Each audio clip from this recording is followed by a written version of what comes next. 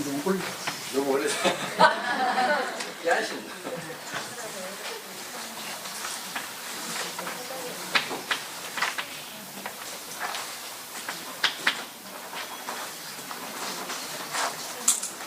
막으로 잘 그렸는데. 여기가 에덴.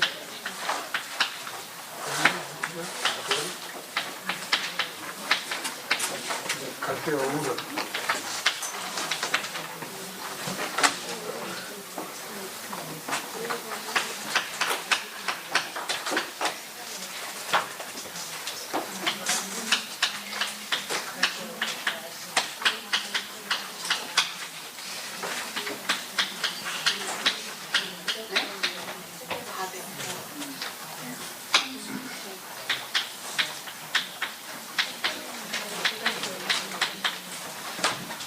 신학교 교수 하자.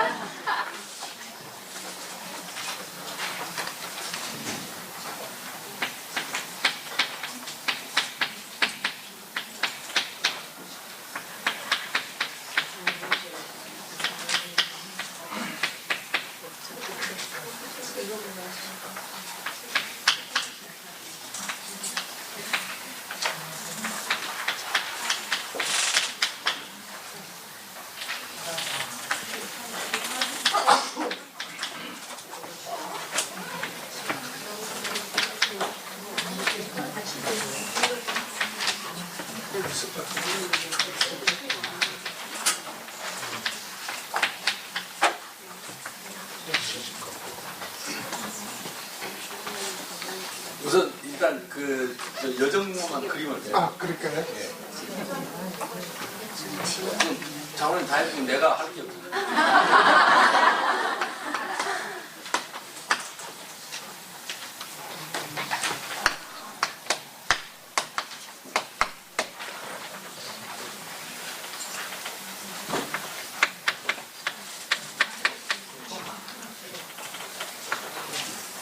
아니 그리 넘어가면 안 되지. 홍해를 보내야 돼. 홍해를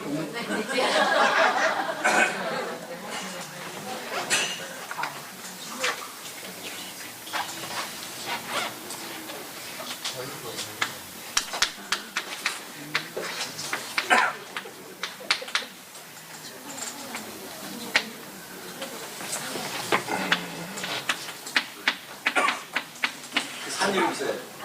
신해산. 자, 우리 장로님 박수 쳐주세요. 장로님 다음 나오세요. 장로님 나오세요. 그 다음부터 오기로 아니, 나는 원래 할 게 없어서 좋네. 장로님 나오셨어요. 안 했어요? 다음 이어서 할 사람 나오세요. 예, 얼른 나오세요. 오, 박수. 그림만 그리면 되죠. 예, 그림 맞으면 이거 빨간 걸로, 빨간 걸로. 그렇게 해가지고. 아니지, 여기가 가데스 바네아를 가야 돼. 가데스 바네아. 가데스 바네아. 그건 몰라요. 좋아, 좋아. 설득해서 좋다. 그 다음에 하트는 또 이거 안 잊어먹고 아까까지 거기 아수르.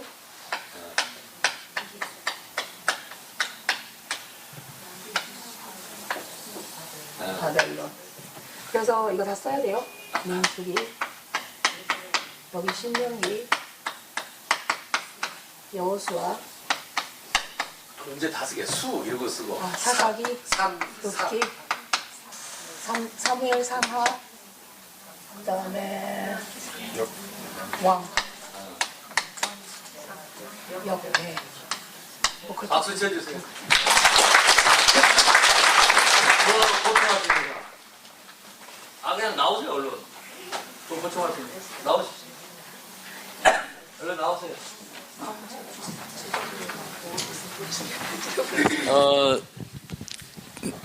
이제 우리 오늘 세 번째 시간이죠? 네.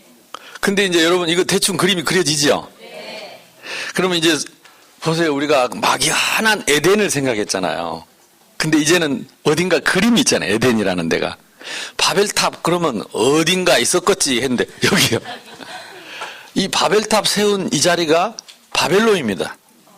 그래서 바벨탑이 세워진 바벨론, 지금의 이라크입니다. 지금의 이라크. 근데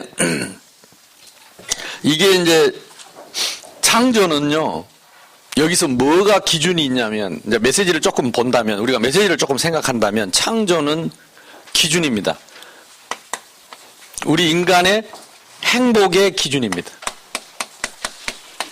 나무는 흙에서, 물개기는 물에서.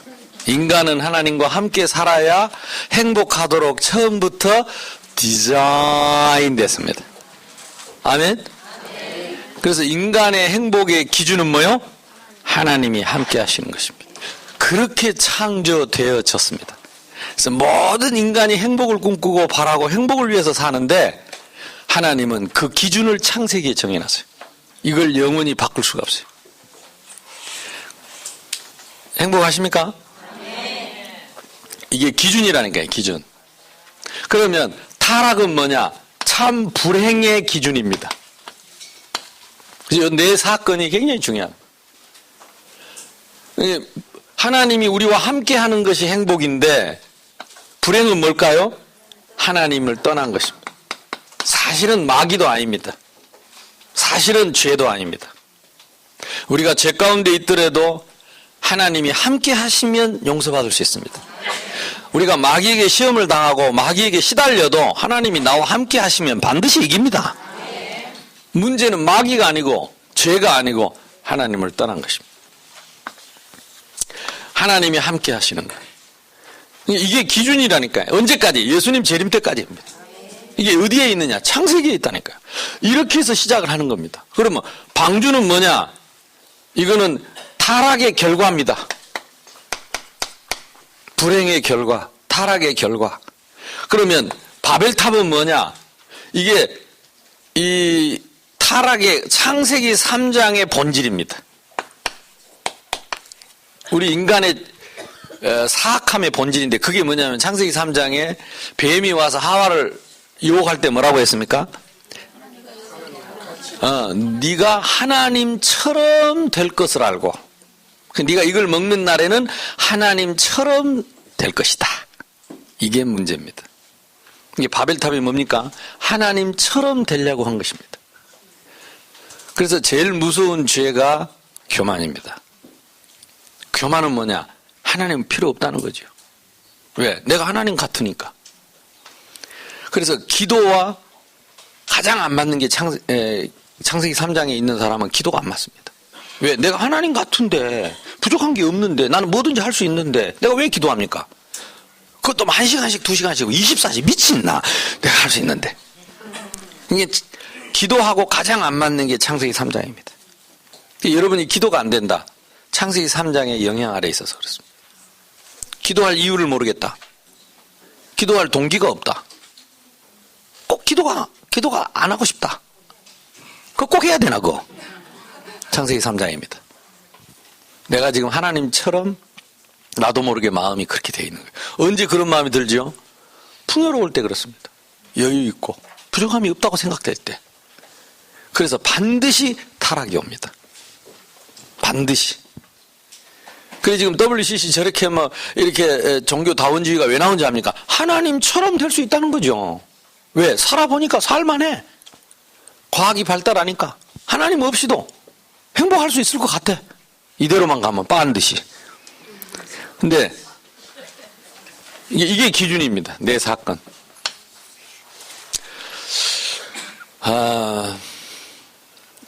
우리가 목표가 뭐라 그래요? 제자라 그래, 제자. 너희 속에 내 말이 있으면 나의 참 제자가 되고, 진리를 알지니 진리가 너희를 자유롭게 할 것인데, 이 말씀이 너희 안에 있다는 말은 말씀이 신앙의 뭐요? 기준이다. 그 말씀의 핵심 중에 핵심이 뭐냐? 하나님이 천지만물을 창조하시고 인간을 위해서 주셨습니다. 인간의 행복을 위해서 주셨어요. 창조의 목적이 뭐예요? 인간의 행복이라. 맨 마지막에 인간을 하나님의 이미지로 지으시고 하나님의 형상으로 지으시고 하나님이 우리와 함께 하심으로 지으신 모든 창조물을 우리의 행복을 위해서 주신 것입니다. 그게 에덴 동산입니다. 여기서 파기됐습니다. 그래서 쫓겨나서 에덴에서 쫓겨나와 가지고 결국은 홍수를 만나고 바벨탑 사건을 겪고 그리고 이 우르로 내려와 있던 이 데라의 일가를 하나님이 다시 불러서 이제부터 여기서부터 여기 가는 길까지가 이 하란을 가는 곳까지가 창세기 1장부터 11장까지 뭐에 대하여? 인간의 죄에 대해서, 범죄에 대해서. 그러면 여기서부터는 창세기 12장이 시작됩니다. 창세기 12장이 시작되는 여기서부터는 뭐가 나오느냐? 창세기 12장 1절로 3절에 보면요. 뭐라고 나오죠? 내가 너로 복의 그늘, 내가 너를 복으로 삼고 내 씨로 말미암아 대적의 문을 얻을 것이다. 내 씨로 말미암아 천하 만민이 복을 얻을 것이다. 씨 얘기가 나옵니다. 22장 17절 18절. 이삭을 제물로 드리고 나서도 네 씨로 말미암아 대적의 문을 얻을 것이다. 이 씨, 방금 전에 여러분 히브리어 배웠죠? 이걸 톨레도트라고 합니다.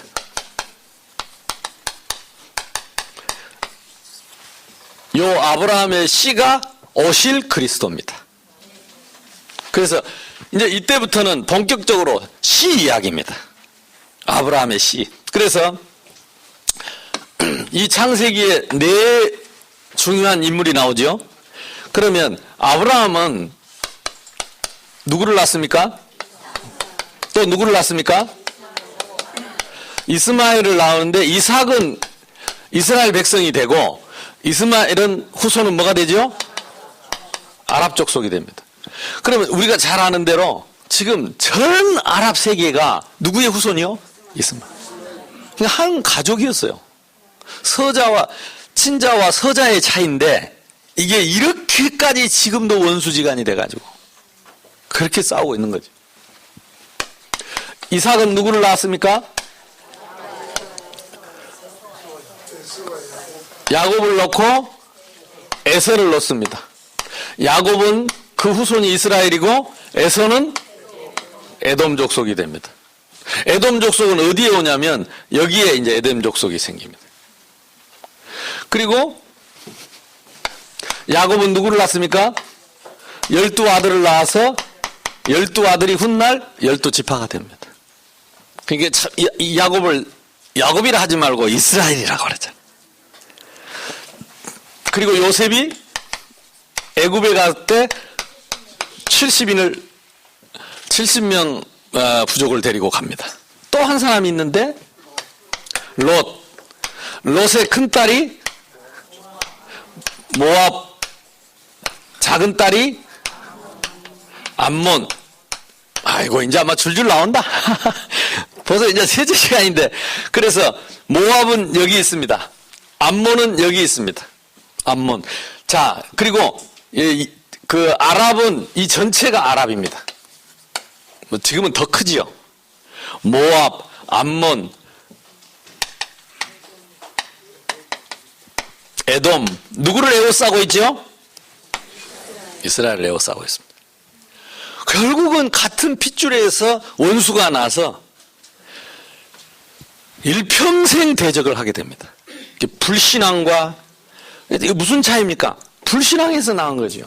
이스마엘이 불신앙에서. 아니 이 나이 100살에 무슨 알을 낳겠나. 그 사례가 또 착하지. 그 젊은 여자하고 잠을 자야 애가 생기지. 나는 안 돼.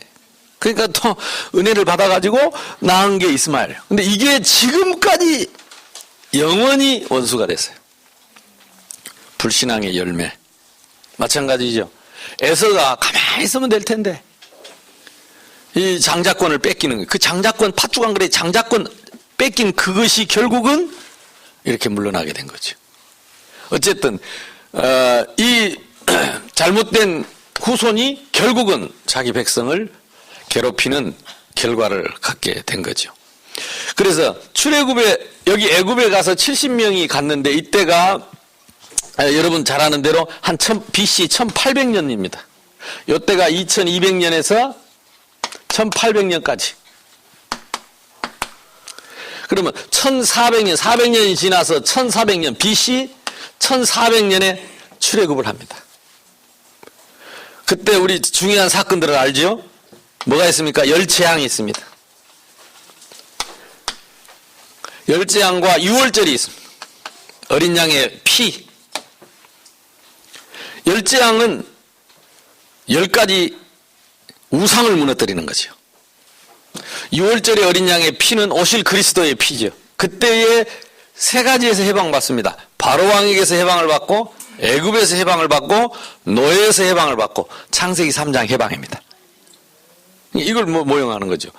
그리고 이때 나온 사람이 장정만 60만 명. 합치면 더 많은 숫자지요. 이 사람들이 이제 낮에는 구름 기둥으로, 밤에는 불 기둥으로, 그리고 아침마다 만나를 먹고 신의 산에 도착합니다. 신의 산에서 도착해가지고 2년을 거합니다. 2년. 그러니까 한 곳에서 2년을 거합니다. 그래서 여기서 뭘 가르쳐 주느냐? 우리가 잘 아는 대로 율법을 가르쳐 줍니다. 왜냐? 이제 이 광야길을 가야 되니까 오합지졸들이 법이 있어야 사람을 통솔하지요. 분쟁이 일어나면 법이 있어야 판단을 하고 재판을 하지요. 그 가부를 결정해야 될 거 아니에요. 그러니까 어떤 조직이든 예나 지금이나. 그래서 이 율법, 모세 율법, 모세 오경에 나온 이 율법은요, 특히 이 출애굽기 민수기에 나오는 이 율법은, 레위기 민수기에 나오는 율법은 이 세상의 그 모든 법전에 다 영향을 입혔습니다. 그 기초입니다. 모든 법전에 다 기초가 됐습니다. 그래서 이 성경이 들어가서 법이 정해지는 나라들이 자연스럽게, 자유스럽게, 평등하게 되어지죠. 어쨌든 그래서 여기서 2년 동안 율법을 가지고 훈련을 받게 됩니다. 가르침을 받고, 여기서 예배를 다시 배우고, 여기서 성막을 짓게 하고, 여기서 훈련을 받게 됩니다. 거기서 5 제사, 5가지 제사. 이 제사는 뭘 말하느냐? 하나님 만나는 길. 제사의 핵심은 뭐냐? 피의 제사죠.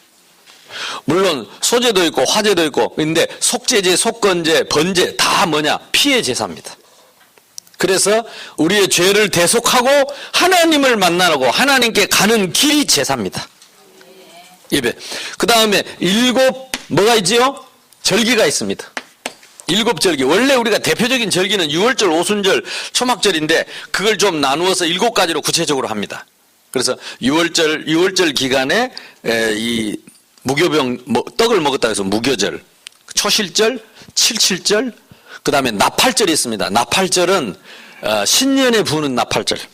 그래서 그 유대인 절기는 6월달부터 시작되기 때문에 그때 나팔절 지키고, 그래서 장막절과 함께. 그래서 7개 절기는 뭐냐? 하나님을 만나서 함께 누리는 삶입니다. 그래서 이 광야길을 가는데 늘 하나님을 만나는 것이 제사요. 모든 절기는 그 하나님을 누리는 것입니다. 그래야 이 광야길에서 계속해서 지치지 않고 낙심하지 않고 흔들리지 않고 믿음을 가지고 약속의 땅을 갈 수 있기 때문에.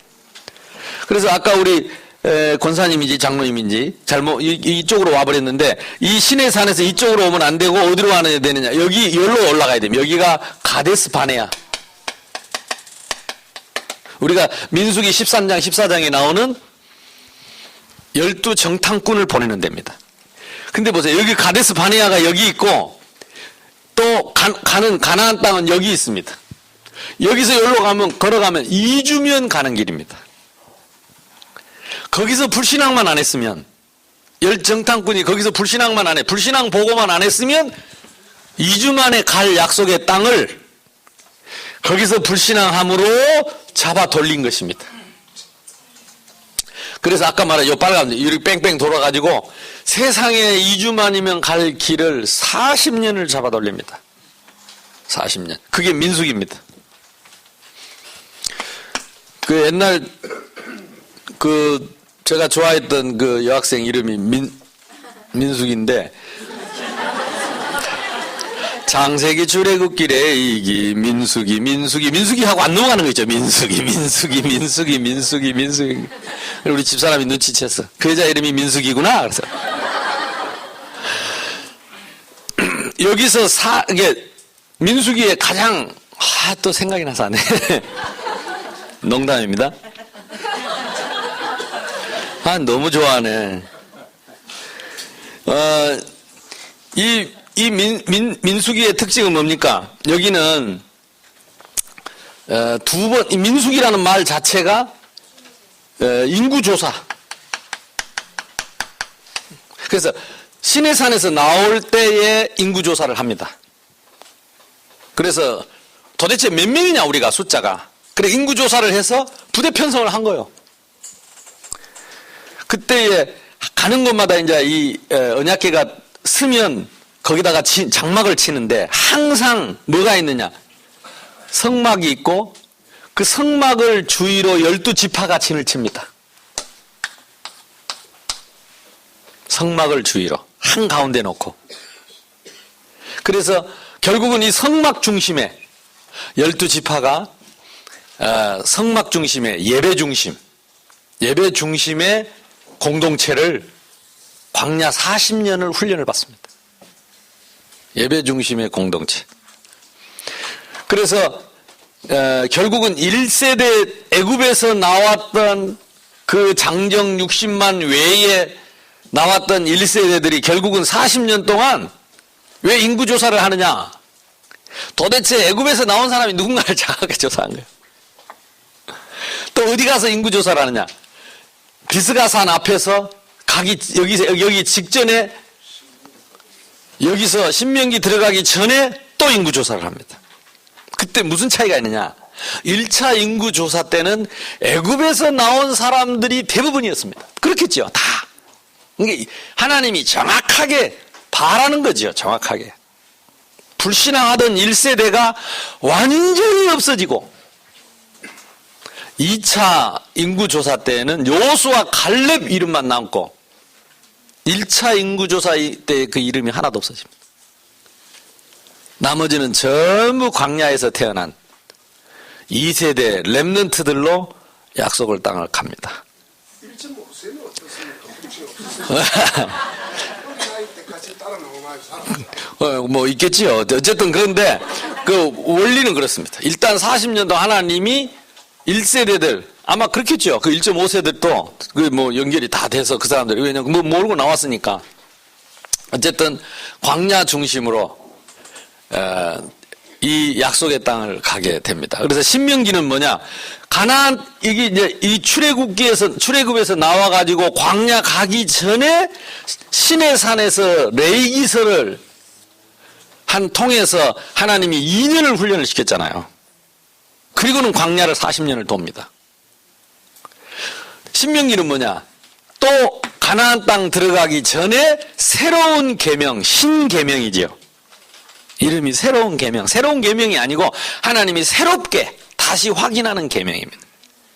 그래서 가나안 땅 들어가서 살아야 되니까 거기서 들어가서 살아야 할 새로운 계명을 주는 것이 신계명입니다. 새 언약 계명. 거기에 모세가 마지막 3편의 설교를 합니다. 그래서 한번 여러분 모세의 3편의 설교가 신명기서에 기록이 되어 있습니다.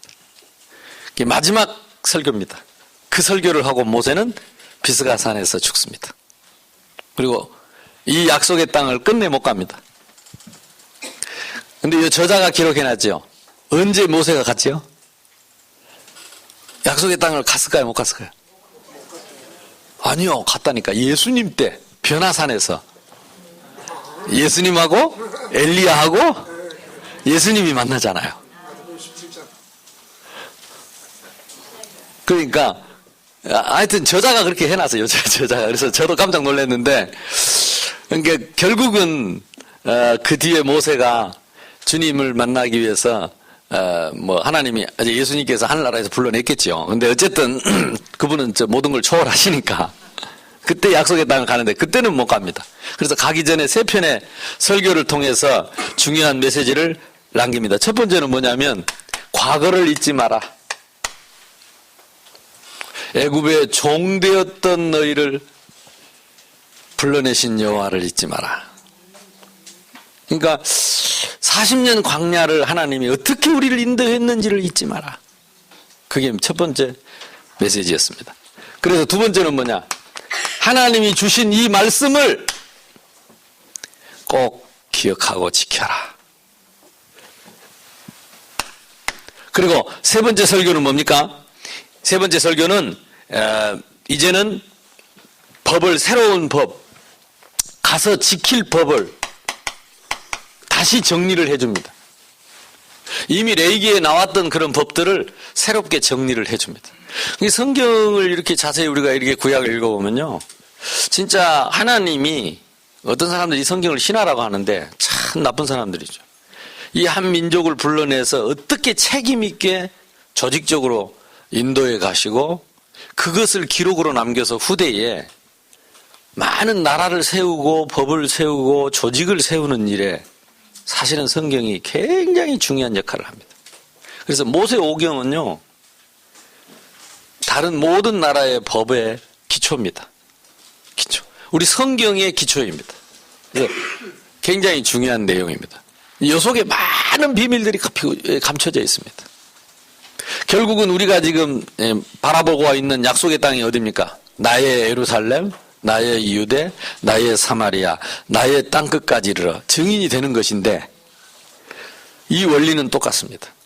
그래서 우리가 합숙을 가고 팀 합숙을 가고 신학원을 가고 이 광야에서 훈련을 계속 받는 겁니다. 그리고 여러분 이제 신학연구원에 와가지고 신명기를 다시 이제 정리를 하는 거다, 배운 거를. 아멘? 그래가지고 이제는 우리는 본격적으로 세계복음화로 뛰어들 것이다. 약속의 땅으로 갈 것이다. 첫 시간에 내가 얘기했죠. 첫째는 우리는요, 이미 말씀이 그리스도에 관한 거기 때문에 예수가 그리스도라는 사실, 그리스도의 유일성과 모든 문제 해답이라는 사실을 우리는 알고 이 자리에 앉아 있습니다. 아멘? 이게 최고 지식입니다. 그리스도를 아는 지식이 최고 지식입니다. 사실은 이 위에 있는 지식은 없습니다. 그러면 이게 신약이든 구약이든 이게 헬라어든 히브리어든 그거는 다 초등학문입니다. 아멘 안 하네?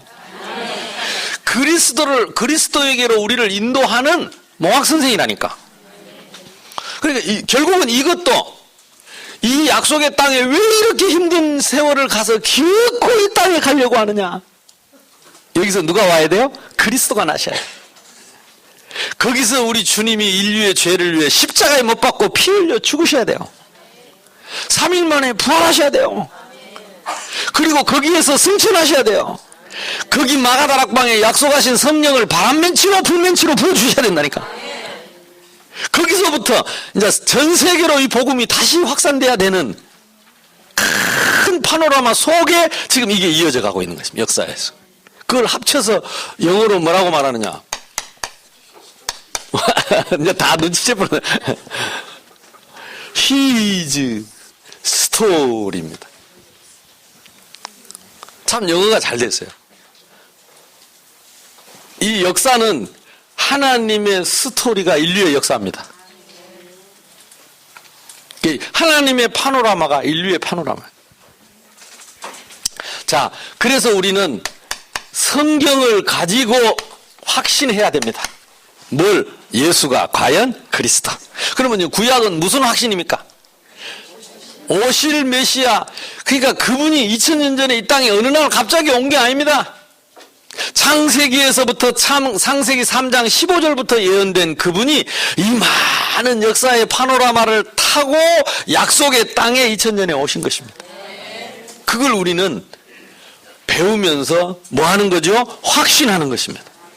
성경적 확신입니다. 그러니까 여러분 조직신학을 왜 배우는지 아세요? 신학을 가지고 우리는 과연 예수 그리스도라는 것을 조직적으로 확신하는 겁니다. 그냥 대충 막 느낌이 아닙니다. 감정이 아닙니다. 그래서 이 지난주에도 제가 우리 신학생들한테 리포트를 숙제를 냈더니 내가 다 읽어보니까 다 간증을 써놨어. 지 얘기가 할 말이 왜 그리 많은지 몰라. 은혜는 되더라고. 막 지가 어쩌라고 하는데. 근데 텍스트하고 본문하고 아무 상관없는 얘기를. 그래서 내가 밤을 새워서 읽으면서 빨간 볼펜으로 내가 후배들 생각하면서 이들의 미래를 생각하면서 내가 빨간 볼펜으로 줄을 치면서 밑에다가 털을 달았습니다. 은혜 받았다. 그러나 이거는 텍스트가 아니다. 텍스트를 배우면 그걸 가지고 이거는 말씀이 아니다. 말씀과 텍스트 중심으로 내가 그걸 충분히 학습하고 거기서 내가 이해하고 깨달음을 통해서 그 다음에 나는 거기에 대해서 답을 달아야 될 텐데 그거 제껴놓고 내 얘기부터 쓴다니까. 내 얘기. 이게 못 배운 사람의 특징입니다. 여러분을 왜 여기다 앉혀놓느냐? 그짓거리 하지 말라고. 여호와의 말씀에 이렇게 시작하라고. 그래서 성경을 가르치는 겁니다. 그리고 신학적으로 볼 때 대표적으로 조직신학입니다. 신학은 네 가지 신학이 있는데 주경신학, 조직신학, 역사신학, 실천신학이 있습니다. 그럼 지금은 이제 중요한 게 조직신학. 그 중에 대표적인 거요. 여러분 제 말 듣고 한 분만. 여러분 칼빈의 5대 교리 배우셨나요? 아직 안 배웠어요? 아시는 분들은 칼빈의 5대 교리를 생각하면서 유목사님 메시지를 들어보세요. 그러면요 유목사님 메시지에서 칼빈의 5대 교리가 나옵니다. 조금씩 느껴요. 그러면 메시지가 신학적으로 확신 있게 들립니다. 그럼 신학을 모를 때는 은혜 된다. 좋은 말씀이 돼. 야, 그거 기발하네. 이런 말을 많이 쓰는데 이제 신학이라는 이런 틀을 갖고 있으면 기준을 갖고 있으면 말씀이 거기에서 부딪혀 옵니다. 그러면 여러분이 성경을 읽어도 마찬가지입니다. 성경 속에 신학이 다 있습니다. 조직신학. 칼빈의 5대 교리가 구약에도 있고 신약에도 다 있고 있습니다. 그러면 여러분이 성경을 읽고 이렇게 여러분이 메시지를 듣고 전하려고 할 때에 다른 확신이 옵니다. 저는 전도사 때 유 목사님 만났거든요. 그래가지고 유 목사님이 최초로 다락방 강사로 불렀는데 아까 오셨던 강원중 목사님, 강호임 목사님 두 강씨하고 그 다음에 김대은 목사님 그 다음에 오천록 강도사였어요. 이 네 사람을 그때 영도 동삼제일교회 지하에서 핵심을 마치고 올라오면 식당이 있었어요. 조그마한 식당에 거기에 4명을 앉혀놓고 유 목사님이 직접 친필로 쓰신 메시지 그 명필 있잖아요. 그 메시지로 써서 복사한 것을 2장씩 줍니다. 한 장은 거기다가 기록을 하라. 한 장은 요걸 갖고 복사해서 강의를 해라. 2장씩 주면 거기 앉아서 4명이 앉아서 유 목사님 메시지를 요약된 걸 정리를 해서 그것도 뭐 한 5분 합니다. 다 하고. 그리고 이제 넷을 내보냈습니다. 그럼 넷이 그 다음부터 이제 차를 몰고 전국을 잡아 돈 겁니다. 1년에 10만 킬로씩 탔습니다. 1년에 10만. 그래서 강호인 목사님 차 2대, 또 우리 김대훈 목사님 차 2대 뿌아먹었습니다. 저도 한 대 뿌아먹고. 근데 하여튼 그렇게 전국을 다니면서 전도학교 열고 그리고 전도학교가 확산되면서 신학원 열고 그래가지고 저녁에 이렇게 다락방이 확산이 됐는데 그때 나는 지금도 아이러니한 게 그때 목사님들이 많이 훈련받은 분들이 계셨는데 그때 어떻게 오천록 강도사 그때 이제 강도사 고시를 보고 합격을 해가지고 그 교단에서 이제 나는 전도훈련하라고 나왔는데 나보고 묻더라고. 네 강도사 고시 쳤나? 그래서 예 합격했나? 그래. 예 그러니까 임용 받았나? 그래서 아직 노예가 안 열려서 못 받아요. 그럼 오늘부터 하지 뭐 이래가지고 제가 명예 강도사로 그래가지고 목사님들 앞에서 그래요. 여기 나오시는 목사님들 대부분 저한테 다 강도사 때 메시지 다 훈련받았습니다. 저한테 강의 많이 받았습니다. 근데 저는 신기한 게 유 목사님 만나서 첫날 메시지 딱 훈련받으러 가가지고 장유수양관에서 첫날 메시지 듣는데 이게 보이더라고. 아, 이 메시지는 완전 성경적이구나. 그리고 메시지를 듣는데 이 신학이 들리더라니까. 나는 목사 안 하려고 도망 다니고 이 조직 신학 시간에 조진 신학이라고 맨날 싸우고 이랬는데 그 조진 신학이 들리더라니까. 메시지 속에 들리더라니까. 그러면서 뭐냐? 교회사 역사가 보이는 거 있죠. 복음이 흘러오는 역사. 그리고 중요한 건 뭐냐? 나의 현장이 보이는 거 있죠. 진짜 저는 충격이 컸어요. 그날 밤에 한강이 메시지 듣고 내가 얼마나 충격을 받고 와서 들어와 앉아 있는데 어떻게 유 목사님은 메시지 하다가 내 충격받은 표정을 봤는지 내 방에다가 강호희 목사님을 보냈더라. 그리고 강호희 목사님 뭣도 모르고 유 목사님 가라니까 와가지고 팀사역, 지금 생각하면 팀사역 한다고 막 열심히 하시더라고. 근데 하나도 안 들리고 좌우간 나는요, 요 확신이 왔어. 근데 얼마나 마음이 평안하고, 야, 이제 내가 할 수 있겠구나. 그전에는 내가 못하겠다고 그랬거든. 목회 못하겠다고. 근데 이 확신이 다 오더라고. 나는 그 감격을, 그게 벌써 22년 전인데, 엊그제 일 같아요. 그리고 그 확신을 단 하루도 잃지 않았습니다. 내가 아무리 어려운 환경에 있고, 내가 아무리 문제가 있어도요, 어떤 상황에서도 이 확신을 잃지 않았어요. 그래서 나는 수많은 목사님들 앞에서 제가 이 메시지를 할 때도 떨지 않았어요. 왜냐? 목사님이 성경을 아시니까. 내 얘기가 맞다는 걸 아실 것이다. 목사님이 신학을 아시니까. 내가 하는 이 얘기가 신학적이라는 걸 아실 것이다. 목사님이 역사를 아시니까. 목사님이 현장을 하고 목회를 하시니까. 나를 이해하실 것이다. 내가 이 믿음이 오는 거 있죠. 그러니까 많은 목사님들 앞에서 전도사 때부터 저는 간증하고 강의하고. 근데 어떤 목사님들 막 간증하고 나면 울고 그러더라고. 그래서 나 불러가지고 오전사 이리 와봐. 예.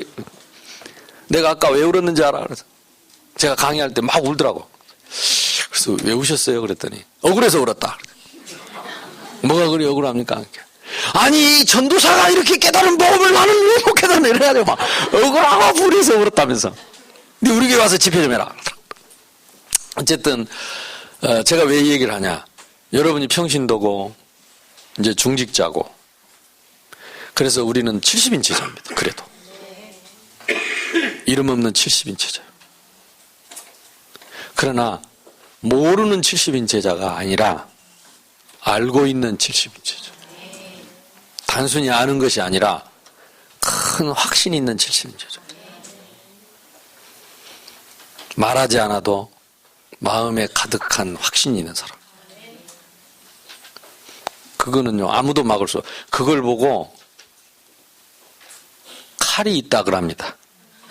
성령의 검곧 하나님의 말씀이 있는데 그걸 영어로는 카리스마라고 합니다. 카리스마는요, 말에서 나오는 게 아닙니다. 내 영혼의 깊은 확신 속에서. 그래서 똑같은 그리스도를 말해도 다릅니다. 성경의 확신과 신학적인 확신과. 여러분은 이제 그 단계가 왔기 때문에 유 목사님이 여러분 이걸 시키시는 거예요. 여러분 복 받은 거예요. 똑같은 그리스도가 아닙니다. 확신이 다른 그리스도입니다. 그래서 누가 맞다 틀리다 해도 항상 기준을 갖고 있어요. 말하지 않아도 그때 뭐가 꺾이느냐? 흑암이 꺾입니다. 우리의 싸움이 영적인 싸움이기 때문에 말로 싸우는 게 아닙니다. 힘으로 싸우는 게 아닙니다. 우리는 말하지 않아도 싸우지 않아도 이기는 싸움을 해야 됩니다. 그러니까 이 확신 있는 사람은 아무도 건들 수 없어요. 그리고 무슨 일이 있어도 괜찮습니다. 돌아갈 수 있기 때문에. 창조의 기준, 행복의 기준입니다. 나머지는 가짜입니다. 뭐 좀 사랑한 사람 만났다고 행복 잠시입니다. 돈 좀 있다고 행복 잠시입니다. 예수님 말씀하셨다니까. 부자가 날마다 잔치하는데 그 집 앞에 거죽대기 덮여있는 병든 나사로, 그 부자가 날마다 잔치하는데 하나님 없었어요. 근데 어떻게 그 거지가 하나님을 만났는지 거죽대기 속에서 빌어먹는 주제에 하나님을 만났어요. 예수님이 비유로 말씀한 겁니다. 비유로. 결국 나사로는 아브라함 품에 앉아 있고, 날마다 잔치하던, 날마다 하나님과 함께 있는 것처럼 보였던 그 부자는 참 뜨거운 지옥불에서 혀가 타는데, 나사로의 손끝에 물 한 점 한 방울만 떼어서 적셔서 달라고 하는 그 비유를 말씀하시지 않습니까? 혹시 이 땅에서 우리가 사람들 보기에 육신적으로 그렇게 유복하지 못하고 여유 없었다 할지라도 하나님이 함께 하신다면, 여러분 교회 이름대로 임마누엘이 맞다면 나는 제일 행복한 사람. 이게 기준입니다. 기준. 성경을 배우면 뭐합니까? 성경에서 기준을 찾아야 돼요. 기준. 제가 미국 가서 랩런트 집회하면서 그래요. 이 기준을 어떻게 설명해야 되겠냐? 캐논이라 그랬어요. 캐논. 캐논은 성경을 정경으로 만드는 기준. 그걸 캐논이라고. 다른 말은 스탠다드라는 기준이 있는데, 스탠다드는 시대마다, 나라마다 기준이 틀려요. 미국 나라 기준 틀리고 우리나라 기준 틀리고, 아브라함 시대 기준 틀리고 우리 기준 틀립니다. 그러나 아브라함 때부터 지금까지 변하지 않는 기준이 있습니다. 행복의 기준, 캐논입니다. 불행의 기준, 뭐가 불행합니까? 뭐가 그리 한숨 짓고, 뭐가 그리 못마땅하고, 뭐가 그리 기분 나쁩니까? 다 속임수입니다. 하나님 떠난 게 불행입니다. 다 가지고도 하나님 없는 게 불행이에요. 그러면 지금 나에게 문제가 있다면 다시 하나님 만날 기회예요. 최고의 행복 속으로 들어갈 기회예요. 최고의 축복은 뭐냐? 이렇게 어려운 파노라마를 통해서 기어코 오셔서 우리를 위해 기어코 죽으시고 기어코 부활하셔서 기어코 그리스도가 되신 그분을 내가 알고 만나게 된 것이 최고의 축복입니다. 바요나 시몬아, 네가 겁나게 복이 있다. 성경에는 겁나게 없지만 이것을 네게 알게 하느니 혈육이 아니요 하늘에 계신 내 아버지시니라. 복 중에 복이 그리스도요. 그리스도를 가졌으면 다 가진 거예요. 그 그리스도가 우리를 찾아온 거라니까. 38년 동안 중풍 꼼짝도 못하는 그 사람에게 예수님 찾아왔다니까. 그 물속에도 못 들어가는 그 사람을 예수님이 찾아왔어요. 왜? 자기 발로 못 가니까. 그리고는 무엇을 하여 주기를 원하느냐? 자리를 들고 일어나 걸어가보라. 물속에 들어가지 말고. 거짓 나사로를 이게 죽은 나사로를 찾아왔잖아요. 무덤에 묻혔잖아요. 그거 공동묘지 아닙니까? 가신 김에 노는 입으로 그 쉬운 말로 싹 다 나오니라 그러면 싹 다 나올 것인데, 뭐가 쉽습니까? 나사로야 나오너라가 쉽습니까? 싹 다 나오너라가 쉽습니까? 근데 일부러 어렵게 나사로야 나오너라 혀꼬부라지는 소리 해가면서 싹 다 나오니라 그러면 싹 다 나올 것인데, 제가 힘들고 어려울 때 하나님이 그 말씀 나에게 주시더라고요. 천노가 나오너라. 내가 그 썩었던 자리에서 나왔어요. 그래갖고 뭘 감아갖고 막 하는데 옷도 제대로 못 입고 이게 수건 감았던 걸 그리고 나오니까 풀어놓아 다니게 하라 그러잖아요. 칭칭 감아놓으니까. 몰골이 말이 아니지. 옷도 없고. 내 앞에 예수님이 서 있습니다. 그때 할 말은 뭐지요? 어쭈이소. 나를 왜 살렸습니까? 칵 다시 집어 여블란 게 만입이 내게 있으면 그 입 다 가지고, 나를요 나사로의 무덤 앞에 세웠어요. 그래서 나는 모든 소리를 다 그리고 무조건 감사. 누가 손가락질 하면 어떻습니까? 욕 좀 하면 어떻습니까? 나를 찾아오셨는데 그 많은 공동묘지에 다 잠들어 있는데 죽어 있는데 나만 불러냈어요. 나사로야 나오너라. 조윤기 목사님은 내게 능력 주시는 자 안에서 내가 모든 것을 할 수 있냐는데, 저는 그 얘기가 아니고 그 나사로의 무덤 얘기는 나를 구원하신 구원의 은혜, 축복의 얘기입니다. 그 축복은 다른 거고 능력이 아니에요. 뭐 죽은 자도 살리시는 예수님의 능력이 우리의 모든 문제를 해결하실 줄로 믿습니다. 그 문제가 아니라니까. 나를 구원하시는 이스라엘이여 너는 행복한 사람이다. 여호와의 구원을 너같이 받은 사람이 누가 있느냐? 신명기 33장 29절에 그는 너를 돕는 방패요 내 영광의 칼이라. 내 대적이 내게 복종하리니 네가 그들의 높은 곳을 밟을 것이다. 가나안 땅 정복해야 되는데 이스라엘이여 너는 행복한 사람이다. 어떻게 해서? 여호와의 구원을 너같이 얻은 사람이 누구냐? 400년 동안 노예됐다. 끝난 겁니다. 남자 다 죽였습니다. 잘난 자. 모세는 몰래 빼돌려서 바로 왕궁에서 커서 그렇지. 이걸 보고 칼빈은 뭐라고 말했냐? 인간의 전적 부패, 토탈 이너빌리티, 완전 썩어버렸어. 그때 우리 주님이 찾아오셔서 어린 양의 피를 바르고 바로왕에게서 해방을 받고 영원한 노예에서 해방을 받고 애국에서 빠져나오도록 이스라엘이여 너는 행복한 사람이다. 뭐가 부족하냐? 여호와의 구원을 너같이 얻은 사람이 누가 있느냐? 과거를 잊지 마라. 가나안 땅 들어가기 전에 제일 중요한 게 뭐냐? 너의 과거를 잊지 마라. 네가 무슨 은혜를 받았는지 잊지 마라.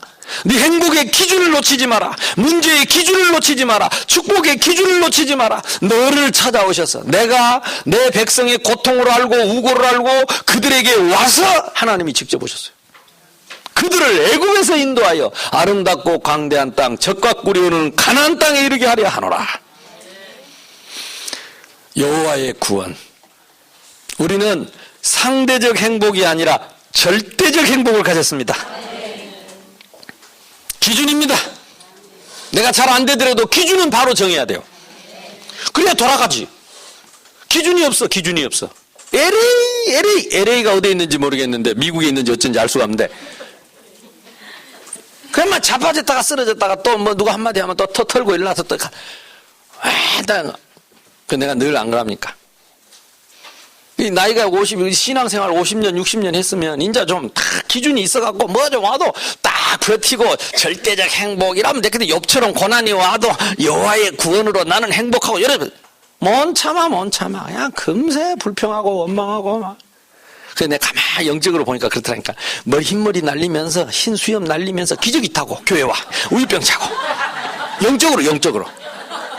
우유병 따가지고 쭉 하고 목사님 말씀하면 쪼르륵 받아갖고 뚜껑 닫아고 빨면서 아이고 오늘은 말씀이 달담서 목사님이 어떻게 내 마음을 알고 저렇게 할렐루야 기저귀 치고 할렐루야 기저귀 차고 그 다음날 또 이러고 아이고 목사님이 나를 친다면서 쓰네 패 이래가지고 푹 설사합니다. 이러면.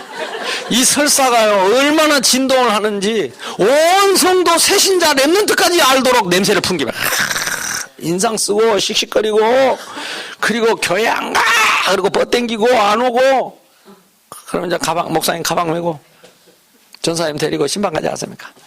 우리 권사님 최고 우리 권사님 없는 빵 안 꼽는 찐빵 이라고 막 이러면 우리 권사님이 없이 교회가 어떻게 되냐고 우리 장로님이 없으면 어떻게 우리 교회가 어떻게 세워졌는데 막 하나님께 영광 이래서 막 해서 그럼 이제 이리오라 그래서 기저귀 뺍시다. 그럼 안 한다고 하다가 모른 척 못 이기는 척하고 기저귀 빼줘. 그래서 이제 목사님이 말씀으로 이제 닦고 파우더 뿌려서 새 기저귀 차서 그걸 신방이라고 합니다. 또 그리고 기저귀 차고 옵니다. 전성을 향해 가는 성도들 앞길에 장애를 두려 말하고 오는데 웬 강이 하나 있는 거 있죠. 갑자기 웬 강이야 그랬더니 강 건너에 누가 손짓을 해. 누가 손짓할까요?